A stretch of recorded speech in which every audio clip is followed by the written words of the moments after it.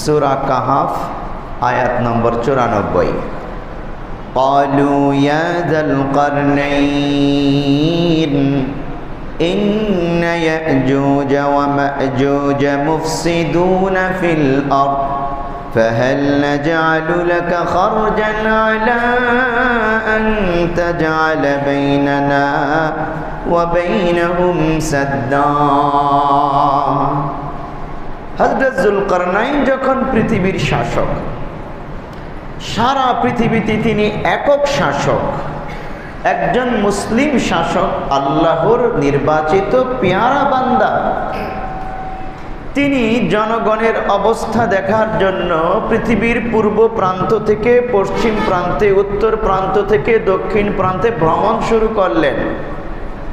এমন এক জায়গায় গেলেন যেখানে সূর্য উদিত হয়। এই জায়গায় গিয়ে তিনি দেখেন ওখানকার জনগণ এর ভাষা তিনি বুঝেন না, কিন্তু জনগণ তার কাছে একটা অভিযোগ দায়ের করল। কি সেই অভিযোগ? ক্বালু ইয়া যাল কারনাইন, তারা বলল, হে বাদশাহ যুলকারনাইন, ইন্না ইয়াজুজ ওয়া মাজুজ মুফসিদুনা ফিল আরদ, ইয়াজুজ মাজুজ সম্প্রদায় আমাদের এই সমাজে জমিনে হাঙ্গামা সৃষ্টি করে, ফিতনা ফাসাদ করে, সন্ত্রাসী কাজ করে। আমরা তাদের সাথে পারি না। ফাহাল নাজআলু লাকা খারজান আলা আন তাজআলা বাইনানা ওয়া বাইনাহুম সাদ্দা, আমরা কি আপনাকে অর্থনৈতিকভাবে সহায়তা করব যাতে আপনি তাদের আর আমাদের মাঝে একটা প্রাচীর নির্মাণ করে দিতে পারেন, যেন ওরা ওই পাশ থেকে এই পাশে এসে সন্ত্রাসী কাজ করতে না পারে। আসলেই তৎকালীন যুগে ইয়াজুজ মাজুজ অত্যন্ত ভয়ঙ্কর ছিল। তাফসিরের মধ্যে তাদের আকৃতির ব্যাপারে লিখেছে, কোন কোন বর্ণনায় আছে যে তারা দেখতে গুট্টুস গাট্টুস মুটকু ছিল, চ্যাপ্টা ছিল বডি, আর ভয়ঙ্কর ধরনের শক্তি ছিল তাদের গায়ে। কোনো আইন কানুন নিয়ম নীতি তারা মানত না, যেভাবে খুশি সেভাবে তারা জনগণের সম্পত্তি গরু ছাগল ধরে নিয়ে যাইতো, খেয়ে ফেলতো, আর জনগণকে মারধর করত, বাধা দিলে তাদেরকে হত্যা করে ফেলতো। সন্ত্রাসী কর্মকাণ্ড যাকে বলে আর কি, যেটা অতীত জামানায় আমরা দেখেছি। প্রত্যেক দেশের প্রত্যেক যুগের ফ্যাসিস্ট ক্ষমতাধর যারা আছে তারা জনগণের জান মালের তোয়াক্কা না করে সন্ত্রাসী বাহিনী লেলিয়ে দেয় নিজেদের প্রভাব প্রতিপত্তি ক্ষমতাকে বিস্তার করার জন্যে। তো ইয়াজুজ মাজুজের সেই ভয়ঙ্কর সন্ত্রাসী কর্মকাণ্ড ডিজিটাল জাহিলিয়ার এই যুগেও আমরা আমাদের মতো মানুষদের মধ্যেও দেখতে পাই, যার ফলশ্রুতিতে ওই সন্ত্রাসী ব্যক্তিদের আঘাতে অনেক ছাত্র জনতা, নিরীহ মানুষ মারা গিয়েছে। অন্যায় মিথ্যা মামলায় বছরের পর বছর কারাগারে ছিল। এভাবে সন্ত্রাসী কর্মকাণ্ড, ইয়াজুজ মাজুজের সন্ত্রাসী কর্মকাণ্ড দলবদ্ধভাবে বর্তমান জামানাতেও দেখা যায়।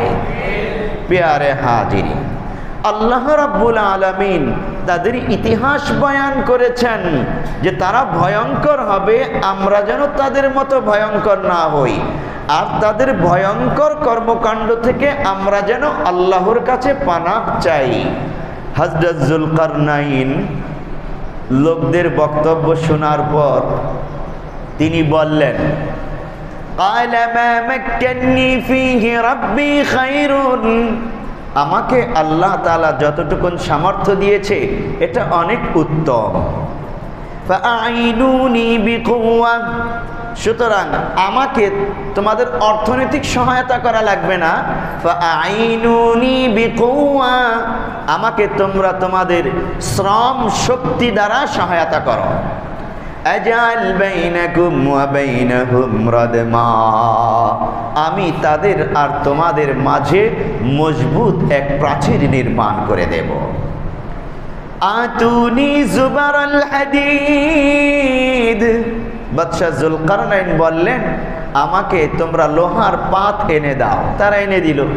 হাত্তা ইযা সাওয়া বাইনাস সাদাফাইন, অতঃপর দুই পাহাড়ের মাঝখানে যেদিক দিয়ে ওরা বের হতো, বিশাল বড় পাহাড়ের সারি রয়েছে, উঁচু উঁচু পাহাড়।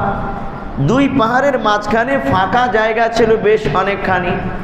যুলকারনাইন বললেন, লোহার পাত আনো, এখানে একটার পর একটা রাখো। তারা রাখলো। হাত্তা ইযা সাওয়া বাইনাস সাদাফাইন, যখন দুই পাহাড়ের মাঝখানে লোহার পাত দ্বারা ভরে যায়, সমতল হয়ে যায়, কালান ফুখু, তিনি বললেন, এবার আগুন ধরাও আর ফু দিতে থাকো। হাত্তা ইযা জাআলাহু নারা, যখন আগুন দ্বারা লোহাগুলো গলে গেল, একাকার হয়ে গেল, কালা আতুনি উফরিগ আলাইহি কিতরা, আমাকে তোমরা তামা এনে দাও, আমি এর মধ্যে ঢেলে দেই। তারা তামা এনে দেয়। লোহার সাথে তামা মিশিয়ে দেওয়ার পর লোহা তামা একাকার হয়ে গিয়ে, সীসা লোহা একাকার হয়ে গিয়ে মজবুত প্রাচীর হয়ে যায়। পাহাড় যেমন মজবুত, পাথরের পাহাড় যেমন মজবুত, তার চেয়েও অনেক মজবুত প্রাচীর মাঝখান দিয়ে নির্মাণ হয়ে যায়। ইয়াজুজ মাজুজ এই প্রাচীর আর ভেদ করতে পারে না। আল্লাহ রাব্বুল আলামিন বলছেন, ফামাসতাউ আন ইয়াযহারুহু ওয়া মাসতাতাউ লাহু নাকাবা, সুতরাং ইয়াজুজ মাজুজ এই প্রাচীরের উপর দিয়েও ভেদ করতে পারলো না। ওয়া মাসতাতাউ লাহু নাকাবা, এবং নিজ দিয়ে ভেদ করেও তারা এই পাশে আসতে সক্ষম হলো না। ক্বালা হাযা রাহমাতুম মির রাব্বি, তিনি বললেন, যুলকারনাইন বললেন, এটা আমার রবের দয়া। ফাইদা জাআ ওয়াদু রাব্বি, যখন আমার রবের ওয়াদা আসবে, জাআলাহু দাক্কা, এই প্রাচীর ভেঙ্গে চূর্ণ বিচূর্ণ হয়ে যাবে, তিনি এই প্রাচীরকে ভেঙ্গে দেবেন। ওয়া কানা ওয়াদু রাব্বি হাক্কা, আর আমার রবের ওয়াদা সত্য হয়ে থাকে। আল্লাহ তাআলার ওয়াদা কি কখনো মিথ্যা হয়? না। আল্লাহ তাআলা ওয়াদা করেছেন, প্রাচীর বানিয়ে দিলাম, এটা ওরা ভাঙতে পারবে না, এই পারে আসতে পারবে না, কিন্তু হ্যাঁ, একদিন এমন সময় আসবে এই প্রাচীর ভেঙ্গে যাবে, ওরা বেরিয়ে আসবে। আল্লাহ তাআলা এই ওয়াদা করেছেন।